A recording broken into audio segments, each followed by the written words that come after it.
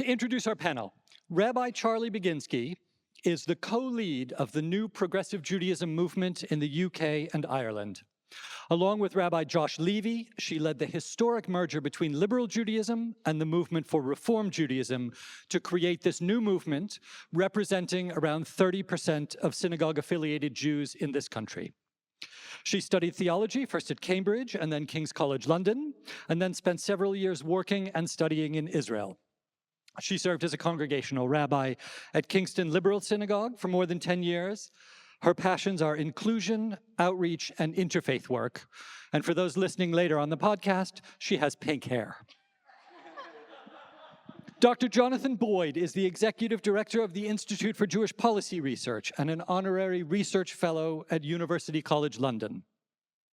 A specialist in contemporary Jewish life in the UK and across Europe, he studies a wide range of topics, including anti-Semitism, Israel diaspora relations, education, demography, and community development.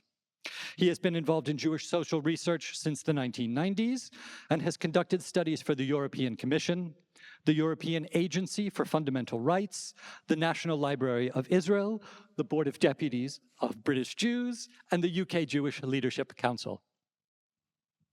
Jenni Frazer is a Glasgow-born Jewish journalist who is a former foreign editor and assistant editor of the Jewish Chronicle.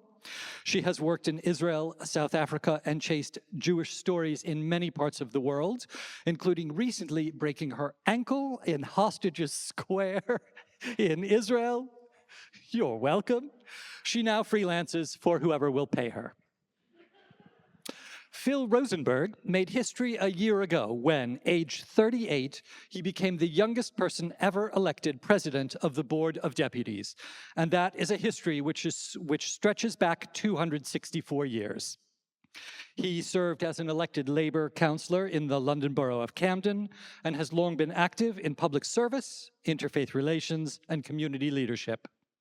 As president of the Board of Deputies, he champions unity, inclusion, and advocacy within the British Jewish community. He studied Hebrew, Arabic, and Spanish at Oxford. Please welcome our panel.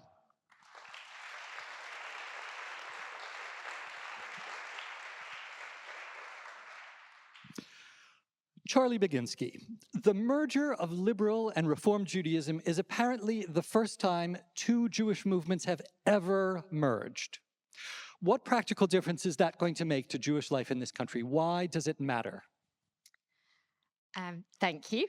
First of all, it's really unusual that religious movements actually come together rather than split up. So I would say, first of all, it matters to all of us because it's a real moment of optimism in what is a fairly fractured and broken world.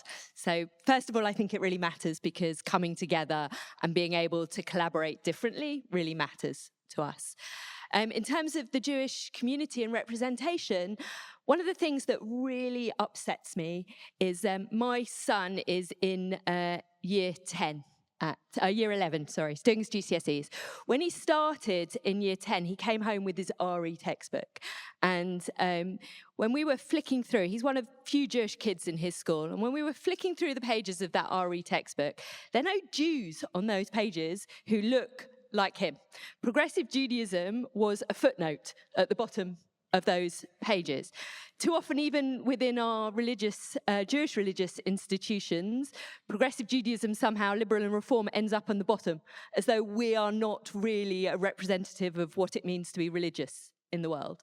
And so I think one in particular in relation to this, why it matters, what it will change, will be that actually we're able to shift the face of what does it mean to be religious, to be Jewish, to be in this world for my kids, but also for us and the way that we are living our lives as Jews as part of UK society.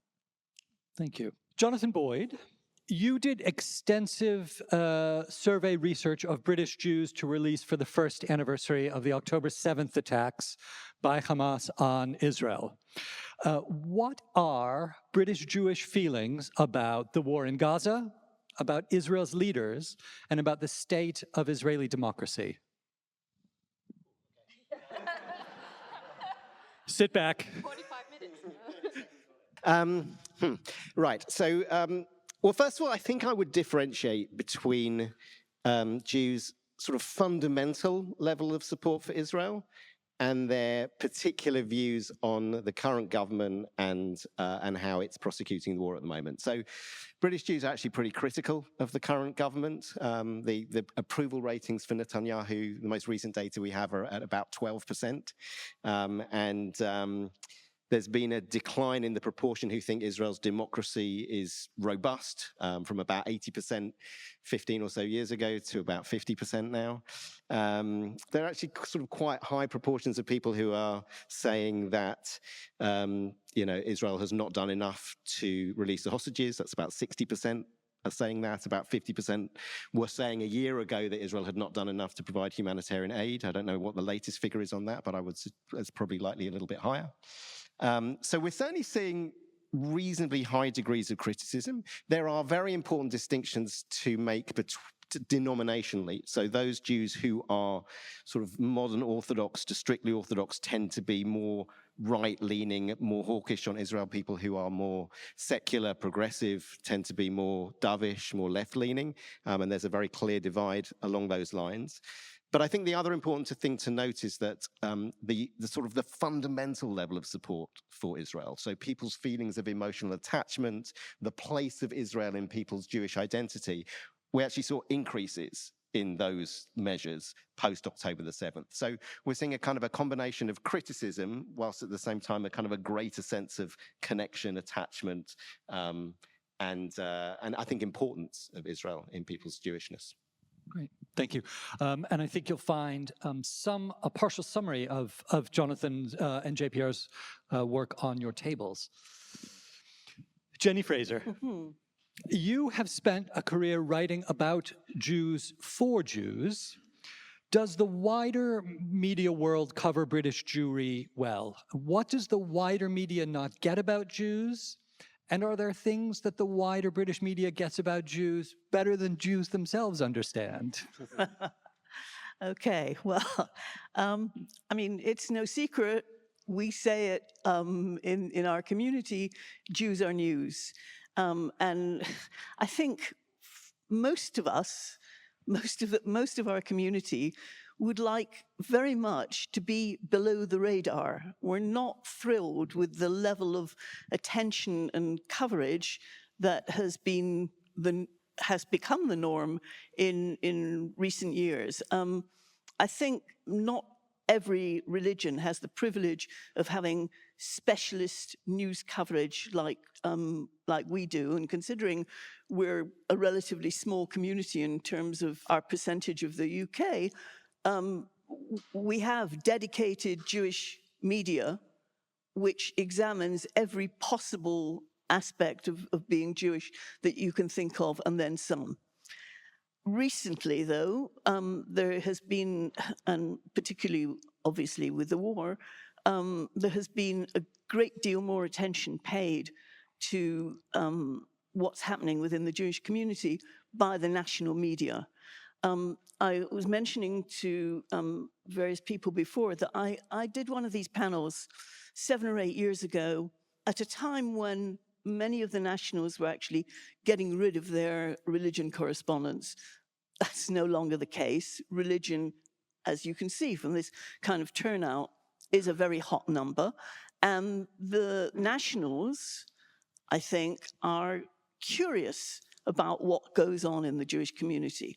But I do think that there's a great deal of laziness in shortcut descriptions, pictures of strictly Orthodox people there to represent the entire panoply of the Jewish community. We would love, we being the Jewish media, would love the nationals to contact us and to say, listen, we hear you're having some massive internal row about X, whatever X is, not Twitter. Can you brief us? Because we're not getting it, and we need to know who to talk to, because so often, I think the nationals skim the surface and they don't get it right. Right. And again, for those listening later on the podcast, none of the 5 of us on the stage look like those Orthodox Jews that Jenni is talking about. Phil Rosenberg, I have to start with the elephant in the room. The Board of Deputies website says it is the voice of the British Jewish community, the first port of call for the government, the media, and others seeking to understand Jewish community interests and concerns. But there is this saying, you have one problem, you have two Jews, you have three opinions. How can the board claim to be the voice of the British Jewish community? It's a very good question. You're right to say that where there are two Jews, there are three opinions.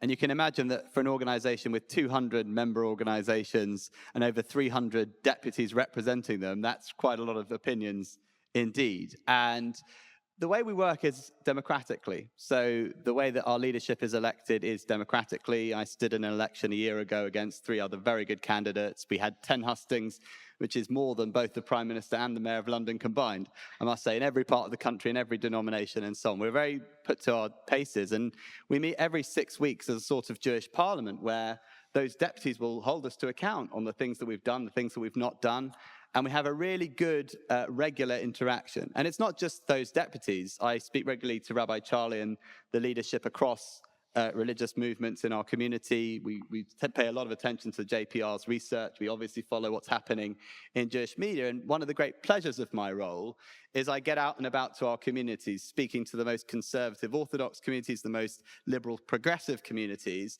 and hearing directly what they have. So we take all of that input, whether it's asked for or not, we get a lot of input, and we put it in and we work out what is the position that we need to advocate. And on some issues, we have to acknowledge that there's a lot of diversity and we can't come to one singular opinion. But on many things, there are consensus positions, and that's the position we tend to put out there. The British Jewish story that has been in the mainstream media, has been in the Nationals, has been the 36 deputies who signed an open letter in the Financial Times criticizing Israel's conduct of the war in Gaza. They are, I'm not sure about the timeline, they are currently facing disciplinary proceedings from the board for having spoken out in that way. You say you prioritize unity. Is that over diversity of opinion? Are you protecting minority views within the Jewish community? Yeah, we've worked very hard to make the board more open and more inclusive. So we changed the format of the meetings to make there more open discussion. We've had an independent chair system. And broadly, a lot of the views, for example, that were expressed in that letter are heard and heard respectfully in our meetings. The issue here is not so much about people saying different things to what the organization is saying. That's completely accepted and supported, encouraged in some ways. But the challenge is where they're perceived to be speaking on behalf of the organization, representing their views as the views of the organization. It's important to say that's not because their views are to the left. If a group of 36 deputies had written something saying we support the unilateral annexation of the West Bank and we think Smotrich and Ben Gvir are fantastic, which are not positions that we hold at all, and they seem to be speaking in our name, we'd be in the same situation. So the question here, and it's not decided, the panel is kind of investigating whether they did breach our code of conduct, is that, did they speak on their own behalf, which they're entitled to do, or did they in some way speak on our behalf, and in so doing so, bring us into disrepute? And democracy, in all democracies, is a balance, isn't it, between diversity and order. If you have too much order, of course, that's autocracy, but too much diversity can be anarchy. And so what we're trying to do is try and hold together a series of views, express a consensus, and make sure that that consensus is understood to be what it is, while other views are allowed, of course, and indeed encouraged and listened to. Thank you. Jenni, we'll start with you on this one.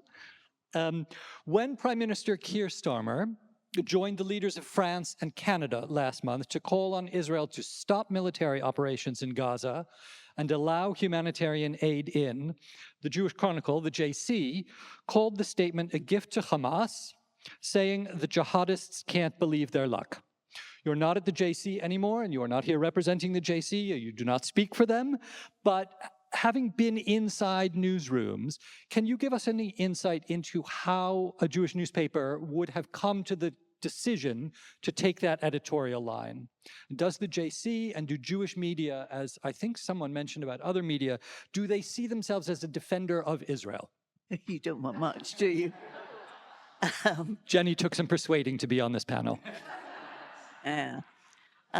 Okay, so it is no secret that the Jewish media, like any other newspaper, nationals, any kind of newspaper, there will be differences of opinion inside the newsrooms, and people who don't like the editorial line have a choice to make. They can either put up and shut up and understand that that's the editorial line of the paper, or they can argue. They can argue internally, or they can step down and leave. And I do know instances of colleagues who've had problems with the editorial line taken, not in this particular instance, but on previous issues, and they've decided, no, I can't go on working for a company that says this. My personal view is that we are a newspaper first and a communal institution second. I think it's very important. I think it's that we are journalists who happen to be Jewish rather than Jews who are dabbling in journalism. I think it's important that we are professional and that we are offering a professional, informed take to the readers. Whether the readers like that or not is their choice about the papers that they're buying. Now, this particular instance, I don't know what happened inside the JC that they came to that conclusion about that editorial line, although I can guess. There was a lot of internal debate in the Jewish News, which I write a lot for. They don't agree with that line. And so I think it's very healthy that the community has that choice. But again, we're trying to offer a professional news take on what is happening in order to give dedicated readers and casual readers a flavor. And it's not easy coming to a conclusion, as Phil will corroborate. It's not easy to provide one voice on one issue. And so I think I'd like people to cut us a bit of slack. Jonathan, just to follow up on that, when the JC, which is, yes, there is another Jewish newspaper, the Jewish News, but the JC, when it appears on the newsstands, and that's the front page on Friday, the full front page gift to Hamas, does that jibe with how British Jews feel about what's happening in Israel and Gaza right now? Not exactly. No, I mean, as I said before, I think there's quite a high proportion of people who are quite critical of the current government position and the way the war's been fought. So I think the JC tends to take a slightly more right of centre view. But I think maybe where it does chime is, again, it kind of relates back to, I think, the more fundamental point about Jews' relationship with Israel. And that is that, 90% of British Jews have been to Israel, 70% of British Jews have family living in Israel. There's a very close connection between these two countries. And Israel feels, I think, from within the Jewish community, for most people, deeply threatened at the moment. That's not necessarily how it's portrayed in the media, but I think the sense, certainly in Israel, Israel's had 35,000 rockets fired at it in the last 20 months. There's still people who are displaced from their homes in Israel. There's still people kind of rushing to bomb shelters in Israel on a regular basis. And we hear those stories because we're talking to friends and family. So I think there's a real sense that the country is embattled and struggling, and therefore that sort of sense of wanting to defend Israel, wanting to protect it, is really very fundamental to Jews. Not least because Israel is home to the largest Jewish community in the world. It's one of the very, very few countries in the world where the Jewish community is growing, and frankly, without meaning to be too dramatic about it, I think the loss of Israel for the Jewish people would be utterly catastrophic. So, there are real, I think, existential fears within the Jewish community and certainly within Israel. Phil, do you want to comment on this as well? Yeah, I just wanted to say, and I think this will probably chime with a lot of people here, the pressure on media is to have really powerful and emotive headlines. And what we've had in the Jewish community is the main newspapers have become probably slightly different. One has moved to the right, one to the left, probably now increasingly catering to slightly different audiences and trying to grab those audiences with emotive headlines. And I think all of us, those of us who work in the media, those of us on social media, increasingly share the concerns about where this leads us. Increasingly emotive content where you're rewarded more and more, particularly on social media, but also in the commercial world of newspapers, for saying things that kind of lose all nuance and drive fear and anger and emotion. And I don't think it's making society better or the world better, but it's an observation of where I think we are. It's more broad than just the Jewish media. Such a big question. I think one thing that we have to be really aware of with the Jewish Chronicle is its impact outside of the Jewish community. So the thing I hear is from most Jews that I come in contact with is they don't read the JC. They wouldn't pick it up. It's not representative of, unless their community's in it, which they do an amazing job highlighting things that are happening within our communities. But the impact that the JC has with headlines like that on me is when I meet my friends from other communities who read it more often than we do. And the issue with that is it becomes, when they say most Jews think, or this is with a headline like that, is the implication is that that's what I think, or that's what most people within the Jewish community think. And I think that's where my word of caution with reading the Jewish press is that often it's not for the Jews, it's for the people, particularly with the Jewish Chronicle. It's the headlines and its impact it has on the world outside of the Jewish community. We did not set this up, but this leads very nicely into my next question. After the firebomb attack on a Bring the Hostages Home demonstration in Colorado, Rabbi Asher Knight of Temple Bethel in Charlotte, North Carolina, wrote this: "We have not heard from many of the clergy or political leaders who regularly speak out for compassion, equity, and peace. We have not heard from those who have repeatedly insisted that anti-Zionism is not anti-Semitism. When Jews are targeted, burned, and killed under banners of Free Palestine, those voices have now fallen all too silent. That silence sends a deafening message that Jewish safety is negotiable, that Jewish lives are less urgent." Rabbi Charley, you list interfaith work among your passions. Are you getting support from your Muslim, Christian, and other religious leader friends now? So I look around this room and I know a lot of you. And so from certainly those of us that are in the room, 100% always. And I think that those colleagues that I work with know that it's never been a more difficult environment to work in. And that however good relationships were before October the 7th, that and the subsequent war, that we have not got an easy environment to work in. And we also are so internally conflicted that trying to say something publicly that actually means something, that speaks into the complexity, that and we've developed this modus operandi that the only way that we can support each other is in statements. And the idea that we're going to come up with a statement that is going to speak into all the complexity, or why are we saying something on this issue and not on another issue, and why, when something happened in Gaza, did we not say something, or, of the Stockport, all of these things, it's really difficult to know what's the thing that we're going to make a statement on. Ultimately, we have to reframe our language.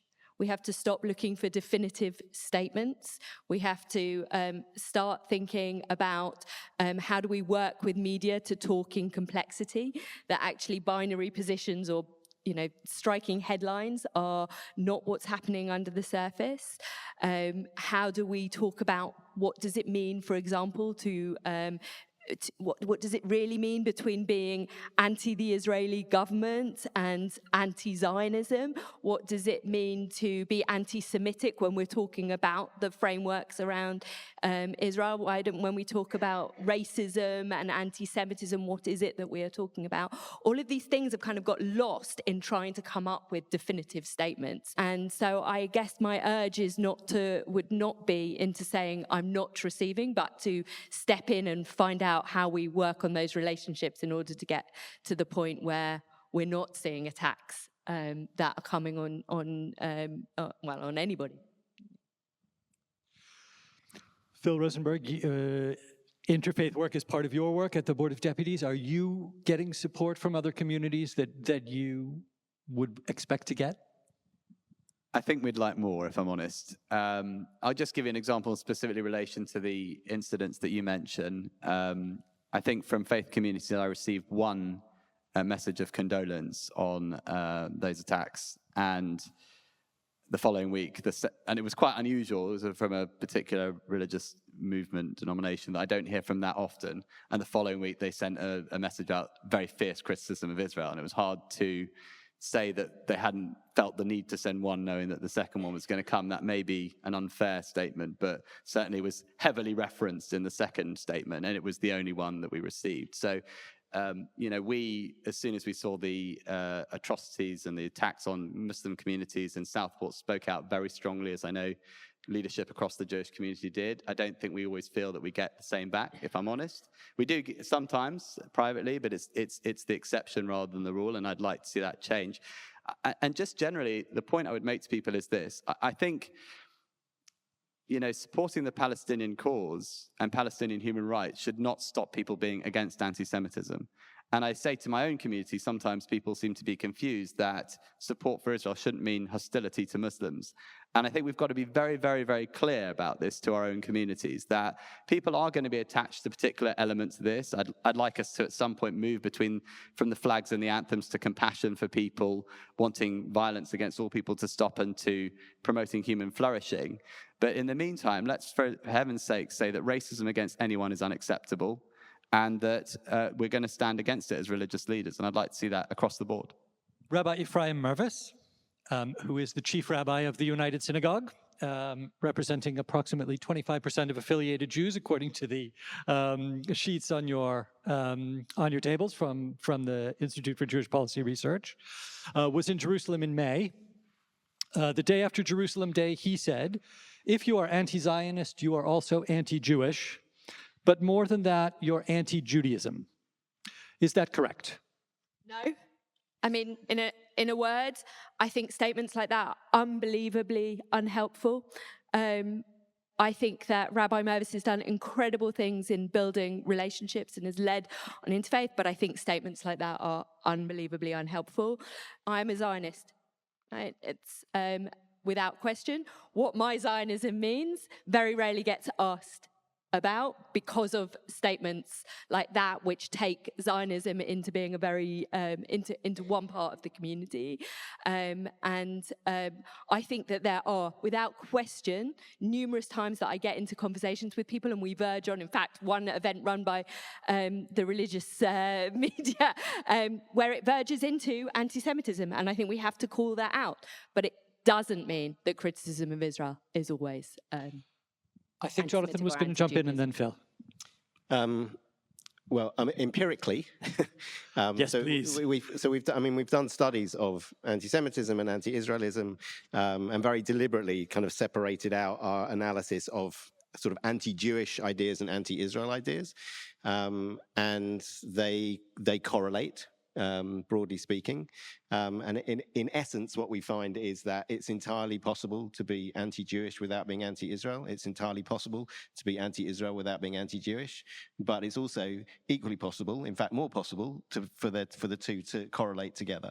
So, which basically says it's complicated and everybody's right, but data shows. But I think in the context of the conversation about it, it's very important to acknowledge that correlation, that sometimes, and this, actually the IRA definition I think expresses this pretty well, of anti-Semitism, that sometimes anti-Israel views in certain contexts are indeed anti-Semitic, and sometimes they are not. And actually differentiating between that is sometimes very difficult, sometimes it's blatantly obvious. But this is a complicated area. And the only thing I would add is I've actually kind of been really been rethinking my own view on this in light of, both at the Washington attack and the attack at Boulder last week, the statement being shouted out alongside the attacks was Free Palestine. Now, Free Palestine in and of itself is not an anti-Semitic statement, but in those contexts, it certainly sounds pretty anti-Semitic. So that's the complexity. But empirically, yeah, that's the answer to the question. So is the link between attacks on misogyny and on anti-Zionism or anti-Semitism. We certainly see those linked. It doesn't, though. It's important to also say it doesn't mean that they're one and the same, and they always are the same. I think that's what I'm saying. Yeah. They often are, but they're not always, and that's the point. Let's get Phil in on this one, and then I think we're going to go to the floor for questions. Yeah, so I would say that being critical of the Israeli government in itself is clearly not anti-Semitic. I mean, the majority of Israeli citizens are even members of the Israeli government, are critical of the Israeli government, so that's not at all anti-Semitic. I think you give a really useful example. Saying Free Palestine or holding a poster up at an event or a demonstration is not at all anti-Semitic, but writing it on a synagogue is, in just the same way of saying I'm against terrorism is not an anti-Muslim statement, but writing that on a mosque would be Islamophobic and should be condemned. In terms of anti-Zionism, I'd put it like this. If you are someone who believes consistently in all circumstances that a state founded on ethnic or religious principles is not something you would support, and you apply that completely across the board, then that's probably not anti-Semitic. But if you're someone who doesn't believe, for example, that Pakistan should be abolished, or the Vatican City should be closed down, or the Balkan states should be remerged into Yugoslavia, and there's only one country in the entire world for whom you want to say an ethno-religious state shouldn't exist, then that might be anti-Semitic. Great. Questions from the floor, if we have any questions from the floor.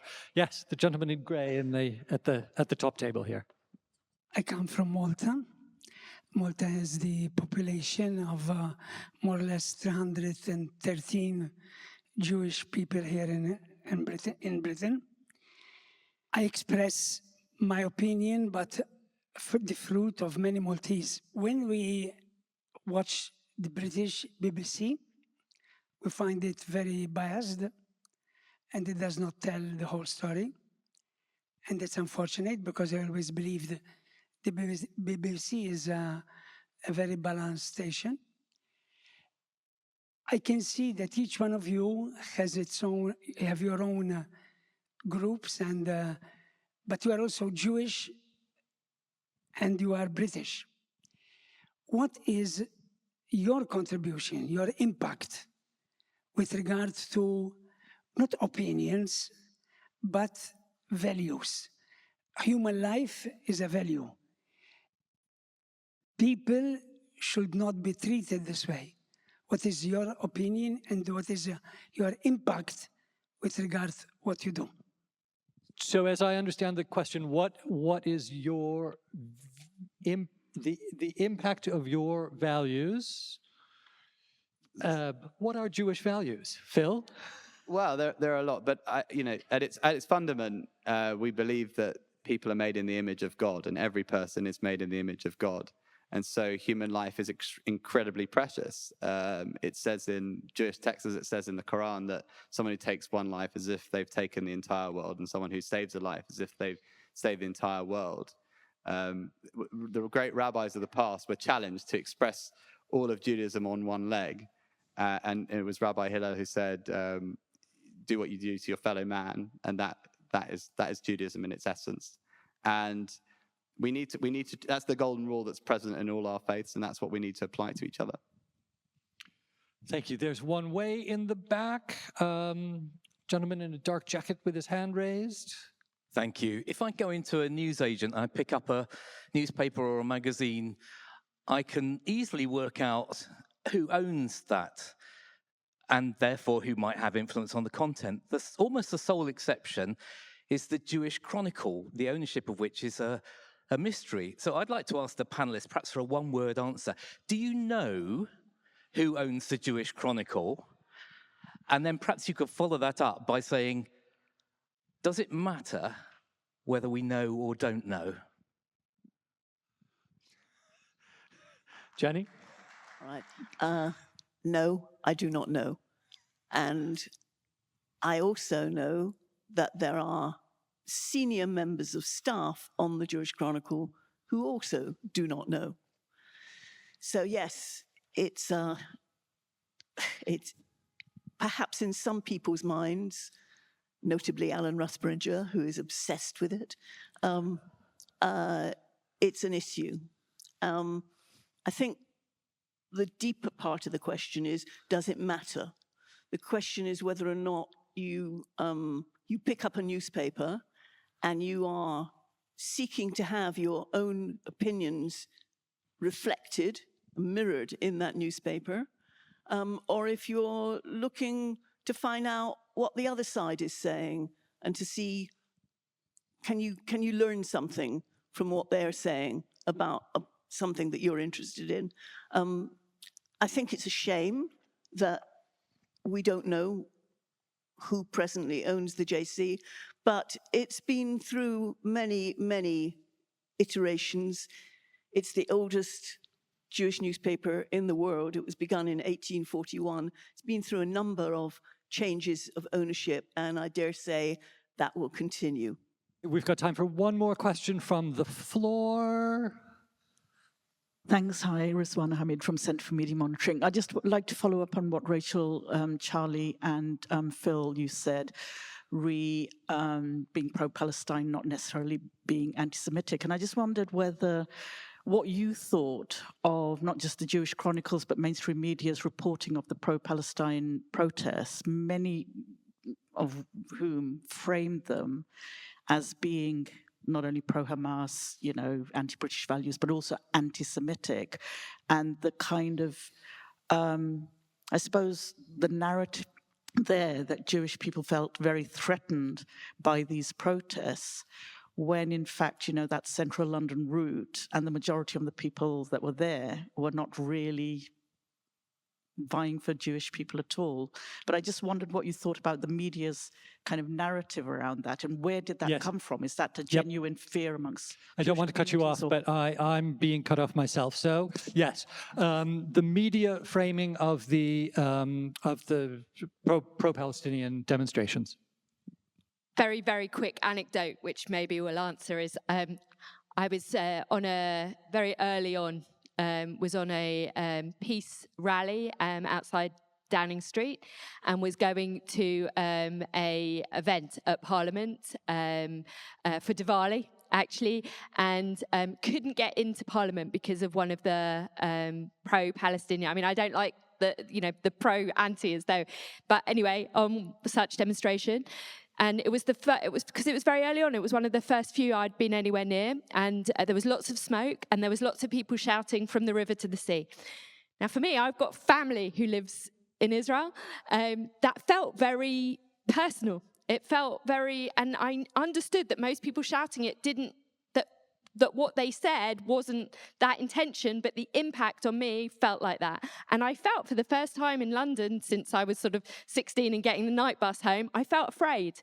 And I can't tell you that I really thought I was going to be attacked. There's nothing about me that would have said that was, that I was subject to attack, but I felt afraid. I felt really fearful being there and the language around it. And so I think that there's the sense of the rational and the sense of the emotional. And then when you compile it into that, we do see the anti-Semitic posters often more than we see the general population who are saying something awful is happening and we need to use our voices, because that is the way that the media is. And when you are a small population, I think often people don't recognize that the Jewish community in the UK is tiny, and that for most of my congregants, they're in areas where they're not large Jewish populations. And so when they're walking to shul, to synagogue, and what they see is the demonstration at a time when it's they're going to service, it feels threatening. And so it's not necessarily the people who are on it, but it's the impact that it has that fuels the sense that something happening in it is not just a care of humanitarian, but feels very personal. And as we keep saying, it's really complex. It's not that I think many of us in the Jewish community think of them as being anti-Semitic, but our experiencing within them feels threatening.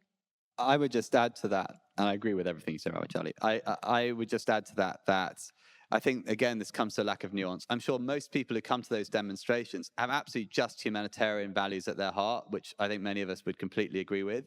It's unfortunate that some people utilize those moments to hold up panels or take actions that are against the law, support prescribed terrorist organizations. And I think there's a responsibility on the stewards and the organizations to really try and take action. I know they're quite big and it's hard. One thing that we've worked on is to try and find ways that we can protect free speech while protecting our communities. So one of the things we worked on is new legislation, a change to the Public Order Act, that will mean that demonstrations can be moved away on balance from any faith building, whether it's a synagogue or a mosque. And this looks at what happened last summer. People should be allowed to demonstrate within the law, but we don't need people right outside our synagogues, right outside our mosques. Even if that's not the intention, that just happens to be the route, let's make sure that our places of worship are protected. And that's the way we want to try and balance that free speech with that protection of our faiths. Great. And I think Jonathan wants to get in briefly on the end, and then I'm going to use the moderator's privilege to ask one final quickfire round. So the phrase that we've used in our research to kind of describe the phenomenon is ambient anti-Semitism, which is different from kind of anti-Semitic incidents or attacks. It's just this sense, I think, that many Jews have, that there's something in the ether, something in the air that feels anything from uncomfortable to hostile. And we see it in a lot of the data. So, 73% of Jews say they feel less safe as Jews in Britain post October the 7th. 64% say they feel less confident expressing or sharing their Jewish openly post October the 7th. The anxiety levels, the Office of National Statistics has a kind of a measure of anxiety for the population as a whole that we've mirrored in our Jewish research, and anxiety levels among Jews are about 1 point higher on a 0 to 10 scale than in Britain generally, again post October the 7th. So you can see it in all these different ways, and I think the concern generally is that in a society in which we want social cohesion, we want a kind of a sense of people sharing a sense of the common good. Jews are sort of closing in. They're seeking solidarity from within the community. There's evidence to say they're feeling less close to non-Jewish friends, more close to Jewish friends. So that dynamic is happening, and Jews are sort of closing in, which is the response to it, and none of that is good, I think, for Britain generally. And again, I did not plan this, but a final question. The Jewish Telegraphic Agency asked in a recent Sunday Ideas piece, are the Jews okay? Jonathan, are the Jews okay? No, I don't think they are. I think, look, on the one hand, I think, we continue to be able to, I think, live our Jewish lives freely in Britain. There are no real issues about going to synagogue or practicing Judaism freely. But I think, as I said, higher levels of anxiety, closing in, sense that much higher proportion saying anti-Semitism is a big problem in Britain than was the case 10 years ago, 15 years ago. So no, there's definitely something happening that is troubling. Phil. I think there's a lot of concern, as you're saying. One of the things that we're really interested in about is we want to reframe Jewish experience and the way that Jews are seen in society. So I think a lot of, unfortunately, the coverage of Jews is about anti-Semitism, the war, Holocaust, and all these things, which are important components of Jewish identity. But it can't just be about Jewish pain. We want Jewish joy. So what we've launched is a Jewish Culture Month for next year. This time next year will be Jewish Culture Month. And I hope all of you will be involved in it, a way of opening our communities, celebrating everything that UK Jews are bringing to our society, our economy, our culture, and really celebrating together all that we have. I think we really need that for ourselves. We need that for others. Great. I need to cut you off there. Jenni, are the Jews okay?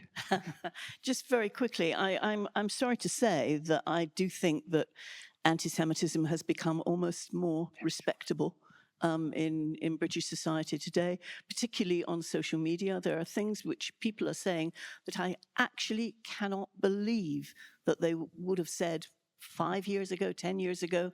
And I think that that's something we all need to pay attention to. Don't want to bring the people's mood down, but it's concerning. Yeah, and Charlie? I'd say none of us are okay right now. I don't think this is just a Jewish problem. We are feeling fractured and polarized in all sorts of ways. And at the same time, we're also thriving. In many ways, we've got a better, more coherent, thriving population. And perhaps it's that inner conflict between what should be good and what feels fractured that mean that none of us are okay. Jenni Frazer, Jonathan Boyd, Phil Rosenberg, Charley Baginsky, thank you very much.